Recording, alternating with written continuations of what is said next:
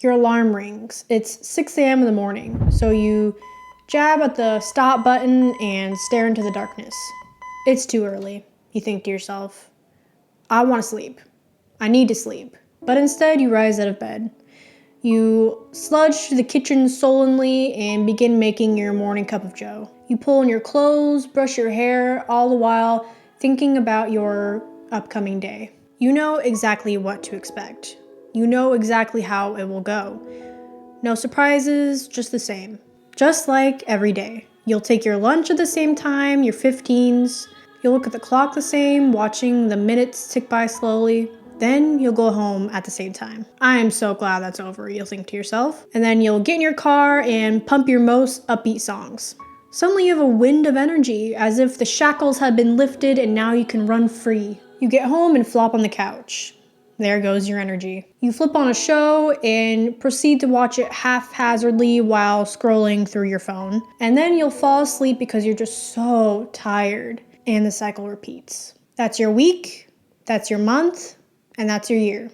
That's your life. 8 hours labor, 8 hours recreation, 8 hours rest. This was the slogan arising after the first industrial revolution, where the working day could be 10 to 15 hours, the working week was 6 days, and child labor was common. And it's been a staple of American life for more than 100 years. But the question is it ideal? In August 1866, the National Labor Union at Baltimore passed a resolution that said, "The first and great necessity of the present to free labor of this country from capitalist slavery is the passing of a law by which 8 hours shall be the normal working day in all states of the American Union. We are resolved to put forth all our strength until this glorious result is achieved." So this was 1866, where major change was taking place.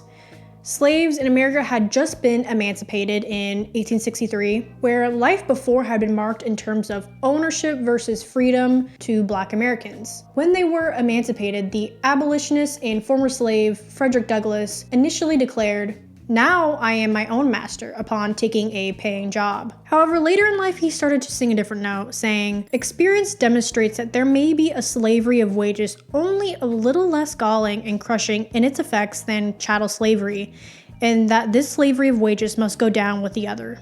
Douglass would go on to speak about these issues arising from the unequal bargaining power between the capitalist or ownership class and the laborer or non-ownership class. No more crafty and effective device for defrauding the Southern laborers could be adopted than the one that substitutes orders upon shopkeepers for currency in payment of wages.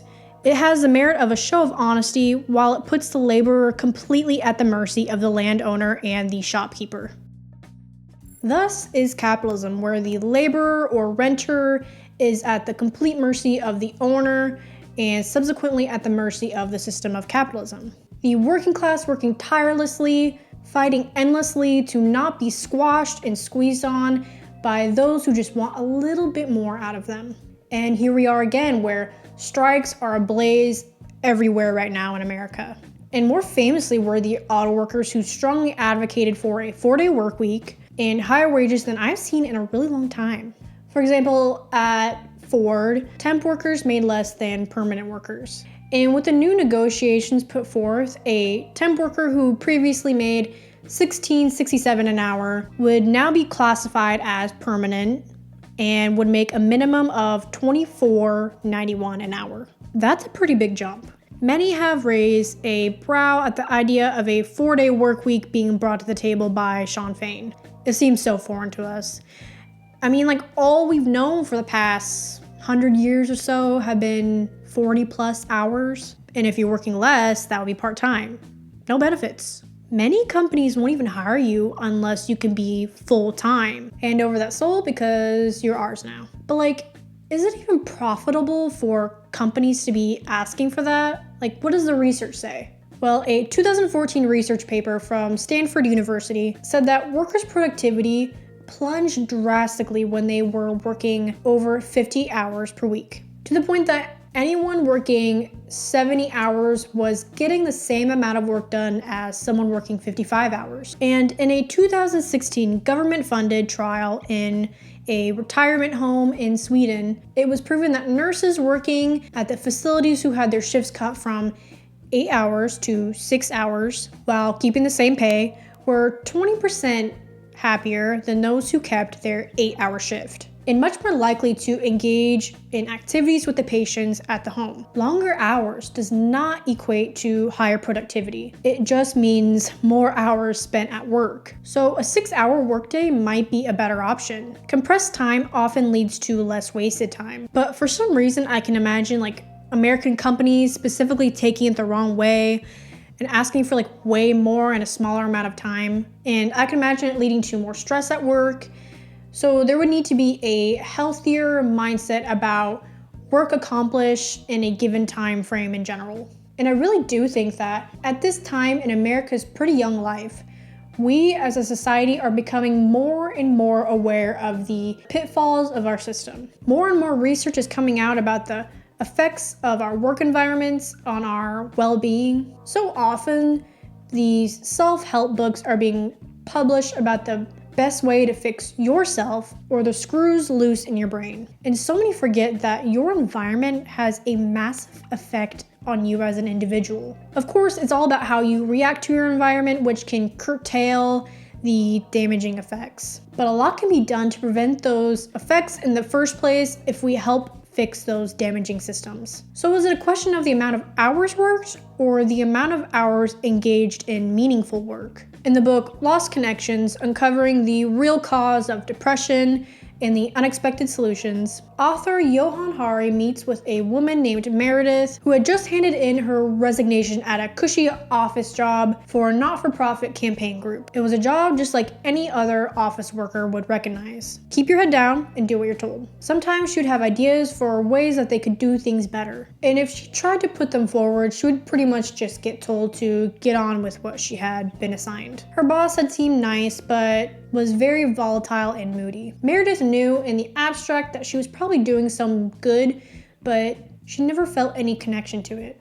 On Sunday nights, she'd feel a pounding in her chest and a sense of anxiety that she couldn't quite pinpoint the source of. And before long, she found that she couldn't sleep during the week, waking up in the middle of the night repeatedly. When she told her boss she was quitting, she didn't really know if it was the right decision. What she was about to embark on seemed like a very radical change and strange even to herself. Her husband, Josh, had a plan. He had been working in a bike store for a number of years. He loved bikes. However, he did not love his job. It was low-wage work. You don't get vacations, sick pay. It was monotonous and very hard to ask for time off, and there was no upward mobility. So he approached his coworkers about setting up a labor union, and he somehow managed to get everyone signed on. And when he presented the demands of the union to his boss, he seemed pretty surprised and told him that he'd think about it. And a few days later, his boss had employed a tough labor-busting lawyer, and a long process of trying to deny them the right to organize began. It dragged on for months, and of course the employees couldn't afford any sort of lawyer, and the boss had started to hire on new workers to undermine the